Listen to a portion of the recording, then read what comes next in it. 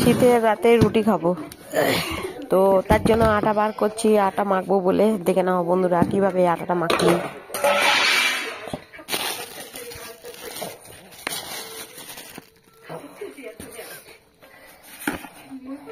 আটা মাখছি, আটা আজকে রাত্রে রুটি হবে।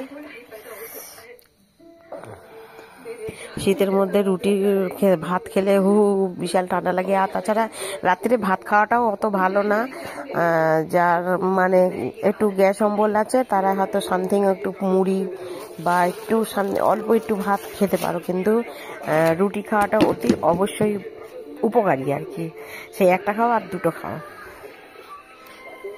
ঠান্ডাও লাগছে, আটাটা এখন অবশ্য আটাটা মেখে রাখছি, পরে রাত্রিবেলা মানে একটু রাত হলে করবো, গরম গরম রুটি করে দেবো। আর ছেলেরা আমার ঠান্ডা রুটি খেতে পারে না। রুটি অনেকে সন্ধ্যেবেলা রান্না করে রাখে, কিন্তু আমি করি না। কারণ হলো গরম গরম ছেলেদের খাইয়ে, ওর বাবাও খেত, মানে আমার হাজব্যান্ডও খেত, আর ছেলেদেরও সেই অভ্যাসই আছে। হ্যাঁ, তা গরম গরম করলে হয়তো 4টে খাবে, আর যদি সন্ধ্যেবেলা করে রাখি তো 2টো খাবে। তো তার জায়গায় আমার ছেলেরা যাতে খায় সেই ব্যবস্থাই তো করতে হবে, যাতে খেতে পারে না, তার জন্যই তো করতে হবে।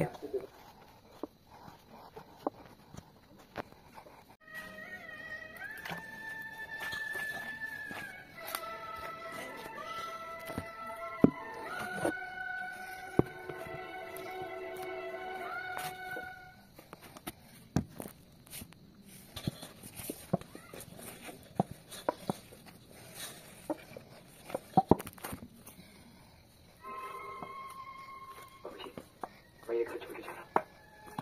मैं जानता हूँ कि संतान का कर्तव्य है कि बुढ़ापे में अपने माँ बाप की सेवा करे, लेकिन शायद ये मेरी किस्मत में नहीं था, इसलिए मैंने जमीन जायदाद माँ के नाम कर दी है। मेरी माँ का ख्याल रखना बाबूजी। चलो सर।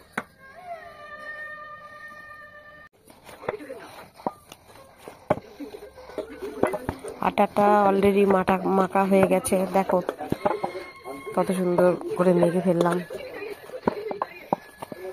অনেকেই দেখবে মানে আটা মাখার পরে হাতে যেটা লেগে থাকে সেইটা ডলে আটার মধ্যেই দিয়ে দেয়, কিন্তু আমি দিই না। আর এটা দিও না, হাতের অনেক রকম ময়লা থাকে, তো সেইগুলো রুটির মধ্যে যদি থাকে, যতই সাবান দাও তবুও একটা ময়লা ওঠে। দেখবে অনেকে বেসন মাখে দেখবে মুখের মধ্যে মাখে, কত ময়লা। যতই সাবান দাও তুমি ওইসব দেবে, দেখবে ডলবে, দেখবে কত ময়লা ওঠে। তো আমিও সেটাই ভাবি যে হাতে আটা মাখার পরে যেন ওইটা ডলে বাইরেই ফেলে দিতে হয়, ওইটুকু বাইরে ফেলে নিশ্চয়ই কিছু হয়ে যাবে না।